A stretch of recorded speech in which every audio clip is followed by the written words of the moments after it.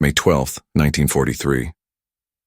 The North Atlantic waters churned dark and cold beneath a gray sky as the transport ship USS Edmund B. Alexander cut through swells 30 miles off the coast of Newfoundland. Below deck in the cramped holding compartments, 247 German prisoners of war sat in silence, their field-gray uniforms still stained with the dust of Tunisia. Among them was Unteroffizier Klaus Hartmann, 23 years old, a machine gunner from the 10th Panzer Division, who had surrendered 3 weeks earlier when his unit ran out of ammunition and water in the hills outside Bizerte. He sat with his back against the cold steel bulkhead, feeling the vibration of the ship's engines through his spine, and stared at the single porthole where pale light filtered through salt-crusted glass. In his pocket he carried a letter from his mother in Heidelberg, written 6 months ago describing how she queued 4 hours for half a loaf of bread mixed with sawdust. He had read it so many times the paper had gone soft as cloth. Now, as the ship steamed westward toward a country he had been taught to despise as weak and mongrelized, Hartmann wondered what kind of nation could fight wars on 3 continents while his own people starved at home. The question would haunt him, and thousands like him, for the rest of their lives.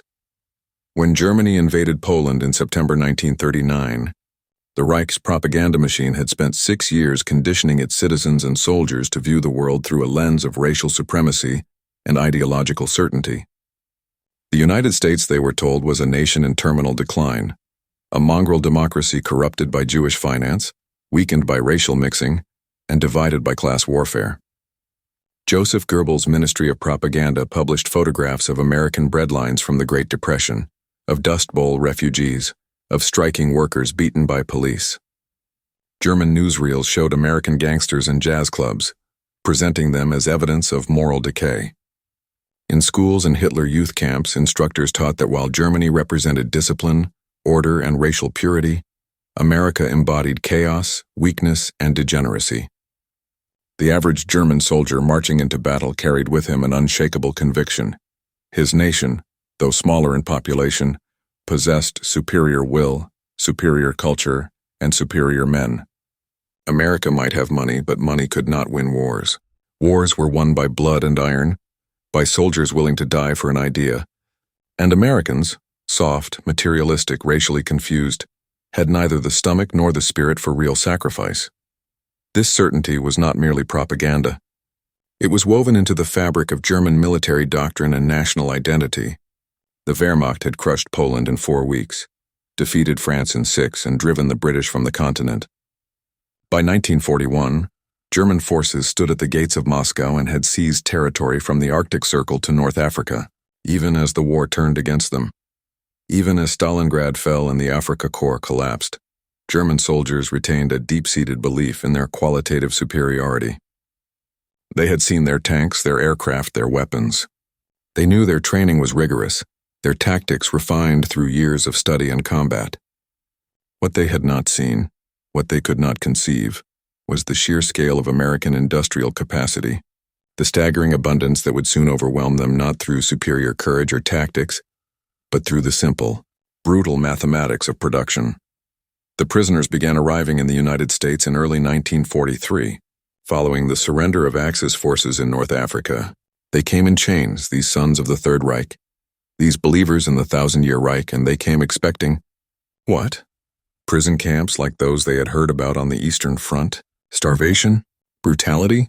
They had been soldiers of an army that treated Soviet prisoners as subhuman, that starved millions, that worked them to death in labor camps. They assumed, with the terrible logic of projection, that their captors would treat them the same way. Instead, they found themselves transported to camps scattered across the American heartland, to Texas and Oklahoma, to Wisconsin and Minnesota, to Kansas and Nebraska, and there they encountered something far more unsettling than cruelty. They encountered abundance. The camps themselves were the first shock. Built rapidly to house hundreds of thousands of prisoners, they were not the disease-ridden barracks the men expected, but orderly facilities with running water, flush toilets, electric lights, and steam heat. The barracks were wooden structures, quickly constructed but solid, with real beds and mattresses rather than wooden planks or bare ground. There were mess halls with long tables and benches. There were recreation yards with space to walk, There were infirmaries staffed by medical personnel. Obergefreiter Helmut Schreiber, captured at Kasserine Pass, later wrote in his diary, "I expected a dungeon. I found something that looked like a military base, clean and organized. The American guards were not cruel. They were indifferent, which was somehow worse. They processed us like cargo efficiently without hatred or respect. But it was the food that broke them first. The food became the symbol. The physical manifestation of everything they had been told was impossible. Everything that contradicted the worldview they had carried into battle. In Germany by 1943, rations had been cut to starvation levels. Soldiers at the front received perhaps 2,000 calories per day when supplies were good. Civilians received far less. Meat was a memory. Butter was hoarded like gold. Bread was stretched with potato flour, chestnuts, and sawdust. German prisoners arriving in America expected prison rations: thin soup, black bread, perhaps some potatoes. Instead, on their first day at Camp Alva in Oklahoma, they were served the same rations as American soldiers: 3 full meals totaling 4,000 calories per day. Breakfast was fried eggs, bacon, white bread with real butter, jam, coffee with cream and sugar. Lunch was roast beef or pork, mashed potatoes, fresh vegetables, fruit, milk. Dinner was similar. There was no shortage. There were second helpings. There was food thrown away. Lieutenant Friedrich Weber, a Luftwaffe pilot shot down over Algeria, recorded his first meal at Camp Mexia in Texas. "I thought it was a trick. I thought they were fattening us for some purpose, or that this was a special meal for propaganda photographs. But the next day the same, and the next, and the next. I watched American guards scrape food into garbage bins, food that would have kept my family alive for a week. I watched them throw away half-eaten sandwiches. I saw warehouses full of canned goods stacked to the ceiling. I began to understand that we had not lost the war on the battlefield. We had lost it in the factories, on the farms, in the warehouses of a nation that could afford to waste more food than we could afford to eat. This was not exceptional treatment designed to impress. This was the standard. The Geneva Convention required that prisoners of war receive rations equivalent to those of the detaining power's own troops. And America, with its vast agricultural output and efficient distribution networks, fed its soldiers well. What seemed like impossible luxury to German prisoners was simply normal for Americans. The United States in 1943 was producing more food than at any time in its history. Farms had mechanized rapidly during the 1930s. The Great Plains, once devastated by the Dust Bowl, had recovered through soil conservation programs.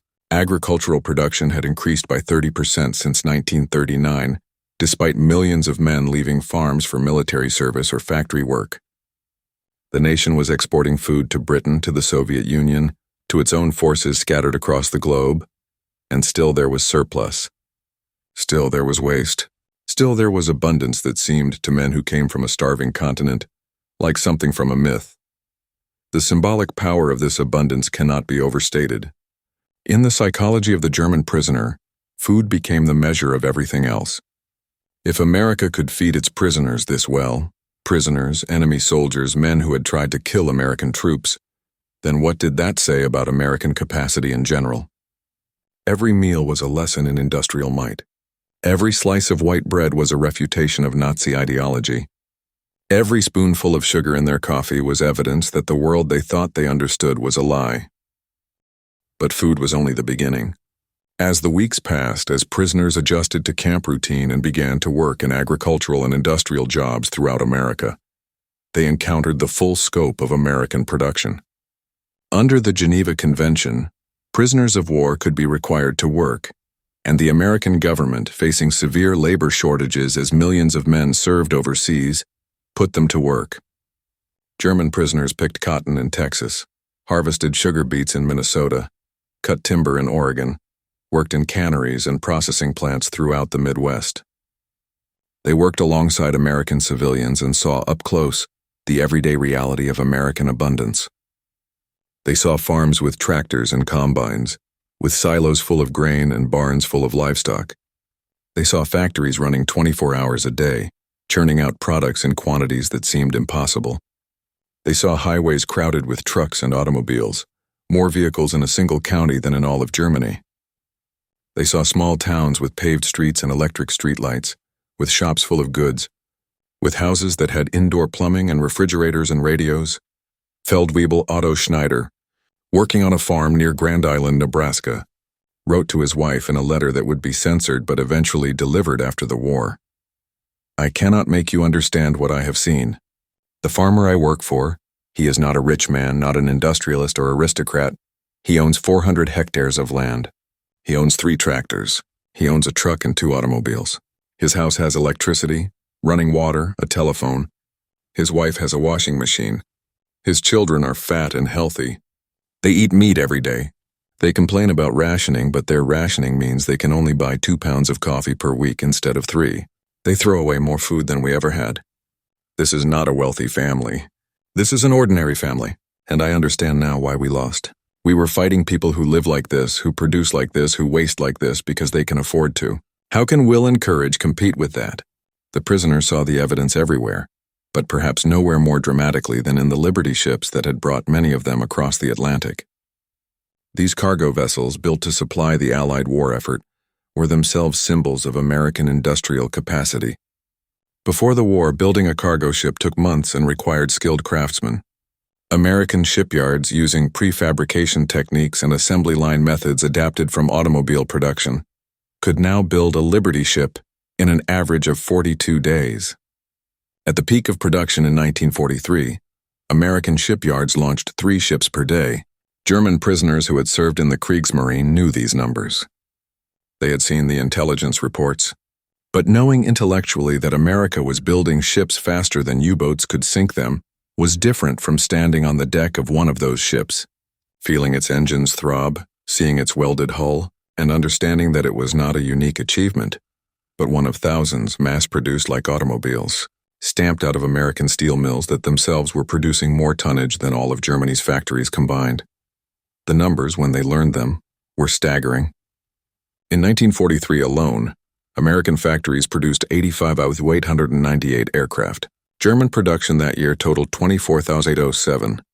American shipyards launched 19,149,000 tons of shipping. German yards managed 150,000 tons. American factories produced 29,497 tanks. Germany produced 17,380. These were not small differences. These were not advantages that could be overcome by superior tactics or greater courage. These were differences in kind, not degree. Germany was fighting an industrial war with an industrial economy. America was fighting an industrial war with a continental economy that had barely mobilized, that was still producing consumer goods, that was still feeding its civilian population better than Germany fed its soldiers, that was still, incredibly, exporting food and weapons to allies while its own forces advanced on 3 fronts. For German prisoners, this realization came slowly in pieces, like a puzzle assembling itself over months. They saw the aircraft flying overhead, endless formations of bombers and fighters, more planes in a single day than the Luftwaffe could put in the sky across all of Europe.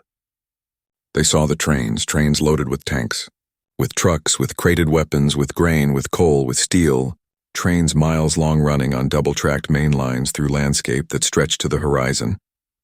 They saw the waste, damaged equipment simply abandoned because it was cheaper to build new than repair old, machinery left in fields because there was so much of it, food discarded because transporting it cost more than producing it. They saw abundance that bordered on obscenity to men from a starving nation. And slowly, painfully, their certainty crumbled.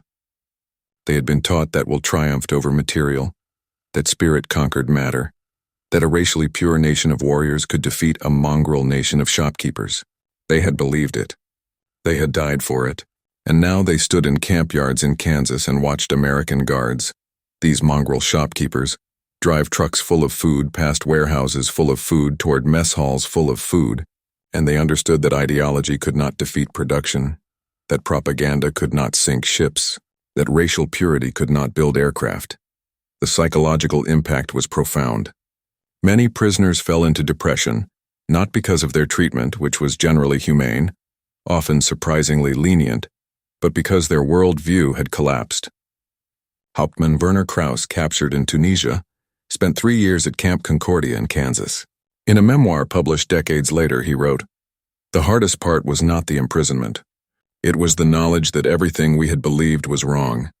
Not partially wrong, not wrong in emphasis, completely fundamentally wrong. We had been told America was weak. We found it strong. We had been told it was divided. We found it united. We had been told it was decadent. We found it productive beyond imagination. We had been told democracy made nations soft. We found that democracy had mobilized resources beyond anything our dictatorship achieved. Every day was a lesson in our own stupidity, our own arrogance, our own blindness. And the worst part was that the Americans did not gloat.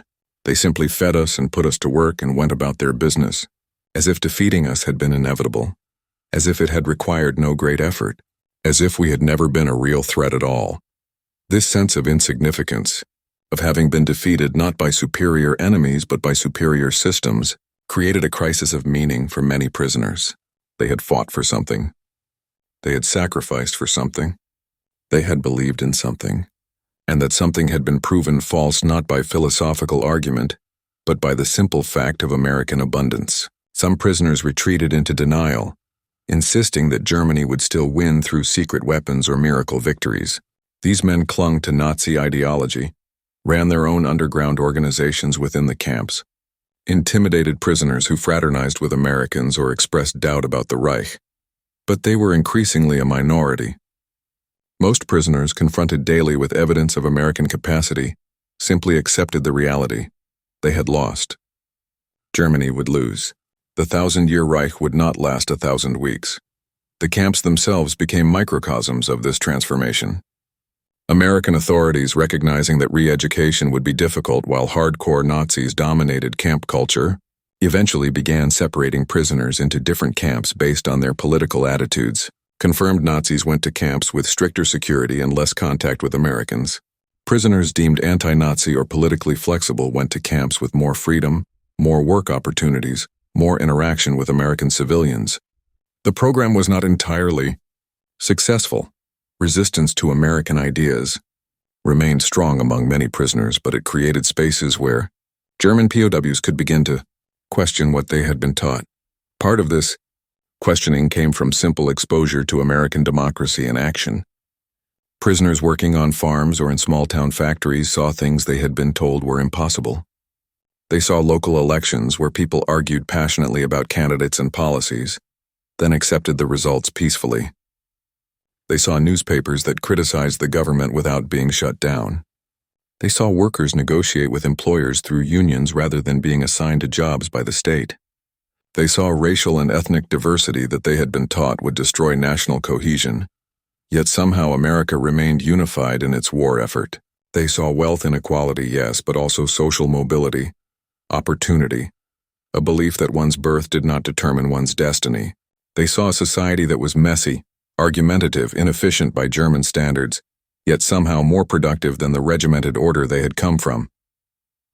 For some prisoners, this exposure planted seeds of doubt that would flower after the war. Gefreiter Hans Müller worked at a cannery in Wisconsin, side by side with American women who had taken jobs to support the war effort. He watched them operate machinery, make decisions, take responsibility, receive the same pay as male workers. In Germany, women were mothers and homemakers, their role defined by the party as Kinder, Küche, Kirche, children, kitchen, church. Here they were welders and riveters and machinists, and the factories ran just fine. Müller later recalled, "I thought it would be chaos. Women working alongside men, giving orders, being paid equally. We had been taught this was against nature, that it would destroy productivity and morality. But the factory produced more canned goods in a week than I had seen in a year in Germany. And the women were not ashamed or masculinized. They were simply working, doing their part, then going home to their families." It made me wonder what else we had been wrong about. The symbolic object that represented this abundance, that appeared again and again in prisoner memoirs and letters, was not a weapon or a piece of technology but something much simpler: white bread.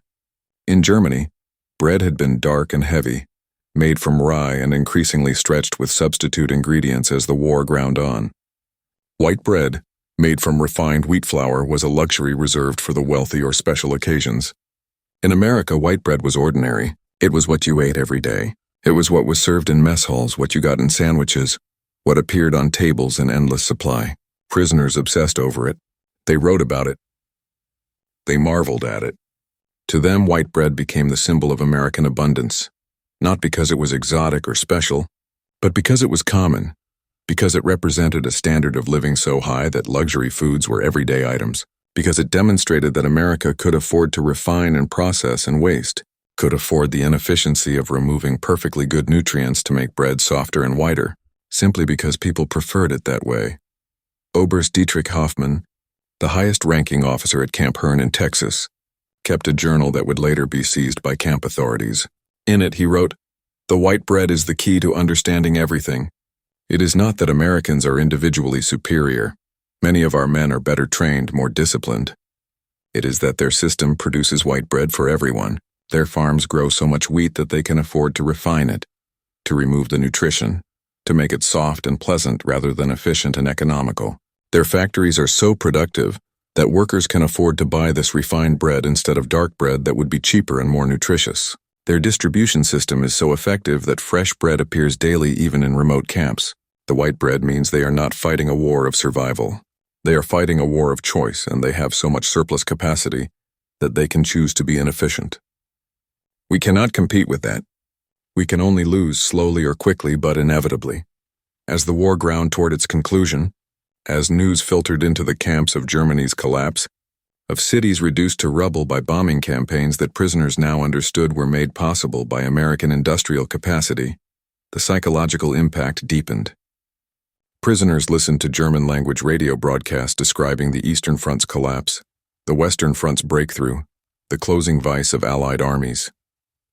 They learned of food riots in German cities, of children starving, of the Volkssturm, old men and boys pressed into service because there were no soldiers left. And they sat in American camps well-fed and safe and felt a complex mixture of relief, guilt, and despair. They were alive because they had surrendered. Their families were dying because Germany had not. Mail from home became increasingly desperate.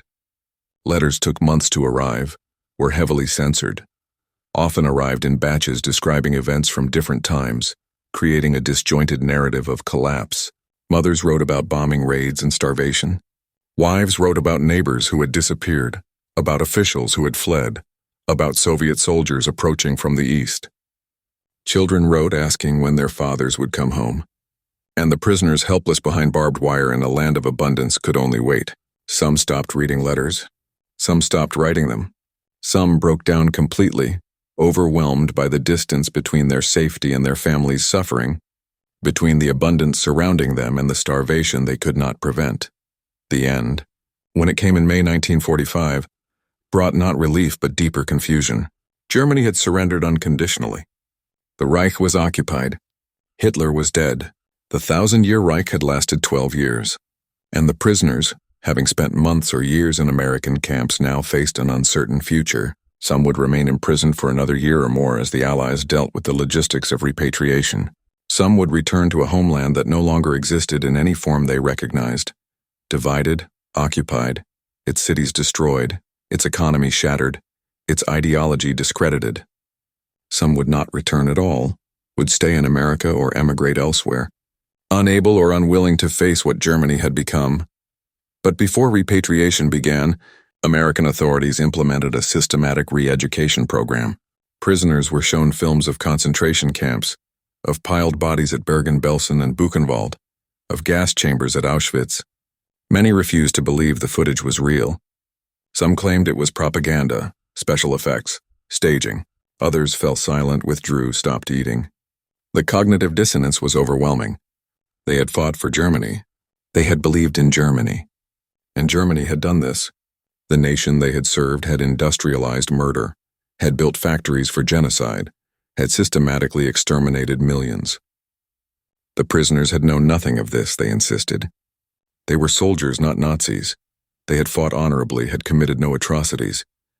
But the evidence was undeniable. The films were real. The testimony was real. The camps were real. And the Germany they had believed in, disciplined, honorable, the superior, had never existed except in propaganda. For men like Klaus Hartmann, the machine gunner from the 10th Panzer Division, who had crossed the Atlantic wondering what kind of nation could fight wars on 3 continents while its enemies starved, the answer had revealed itself in layers. It was not a nation of supermen or propaganda myths. It was a nation that had organized itself, however imperfectly, around principles of abundance rather than scarcity, democracy rather than dictatorship, production rather than plunder. It was a nation that could make war on a vast scale precisely because it had built an economy capable of vast production. It was a nation that could afford to feed its prisoners well because it could afford to feed everyone well. It was a nation that won not through superior courage or racial destiny, but through superior systems, superior organization, superior industrial capacity. Hartmann returned to Germany in late 1946, to a Heidelberg that existed only in rubble and memory. His mother had died in the final months of the war, starved and frozen in a cellar during a bombing raid. His father had disappeared on the Eastern Front. His sister had fled west ahead of Soviet forces and was living in a refugee camp. He found work as a laborer, clearing rubble, rebuilding roads, slowly piecing together a life in a nation that had been divided between occupiers. He never spoke much about his time as a prisoner, but he kept certain habits. He never wasted food. He ate bread, white bread, when he could get it, slowly, reverently, as if it were something precious. And when his children asked him years later what the war had taught him, he would shake his head and say that we understood nothing, that we had been fed lies and believed them because we wanted to, that we thought will could triumph over reality and reality showed us otherwise. We thought we were superior and we learned we were only human. The Americans did not defeat us on the battlefield. They defeated us in the factories and on the farms, and they defeated us so thoroughly that by the time we understood what we were fighting, it was already over. The story of German prisoners in America is not a story of battlefield heroics or dramatic escapes. It is a story of slow realization, of worldviews collapsing under the weight of evidence, of ideology giving way to reality. It is the story of men who went to war believing one thing and returned believing something entirely different. Not because they had been re-educated through propaganda, but because they had seen with their own eyes the productive capacity of a free society. They had been taught that democracy was weak. They learned it was strong. They had been taught that abundance led to decadence. They learned it led to victory. They had been taught that a disciplined minority could conquer a divided majority. They learned that production defeated discipline, that organized abundance defeated organized will, that a nation which could afford to waste food was a nation which could afford to make war on a scale that no amount of ideological fervor could match. In the decades after the war, many former prisoners published memoirs describing their time in American camps. Almost all of them, regardless of their political orientation, returned to the same themes: the shock of abundance, the collapse of certainty, the realization that they had fought for a lie. Some became advocates for democracy in post-war Germany. Some remained bitter and disillusioned. Some simply tried to forget, to move on, to build new lives without examining too closely the ruins of their old beliefs. But all of them carried with them a memory that never faded, the memory of white bread and butter, of mess halls full of food, of warehouses stacked with goods, of a nation that could afford to be generous even to its enemies because generosity cost it nothing, because it had so much that giving away food to prisoners barely registered as an expense. That memory, multiplied across hundreds of thousands of prisoners, became one of the quiet ways the war was won. Not through battlefield valor or strategic genius, though those played their part, but through the simple, overwhelming fact of American industrial might, demonstrated daily in the most basic human terms: food, shelter, clothing, comfort. The prisoners saw what their leaders had hidden from them, that the war was never winnable, that the odds had always been impossible, that fighting America was not fighting an army but fighting an economy, a system, a way of organizing human effort that produced abundance rather than scarcity. And in the end, that abundance proved more persuasive than any propaganda, more powerful than any weapon, more devastating than any defeat, because it revealed the central lie of Nazi ideology, that will and racial purity could triumph over material conditions, that spirit could conquer matter, that a master race needed nothing but courage to rule the world. The German prisoners learned in American camps what the world learned on battlefields from Stalingrad to Berlin: that courage without production was futile, that ideology without industry was fantasy, that will without resources was just will, and will alone had never been enough to win wars or build civilizations. They learned it one meal at a time, one shift at a factory, one glimpse of American abundance. They learned it in the white bread that appeared on their tables every morning, soft and fresh and endless, The taste of a nation that had defeated them not through cruelty, but through capacity, not through oppression, but through organization, not through making its people suffer more, but by making its people suffer less. The white bread was the victory. Everything else was just the counting of casualties and the drawing of maps.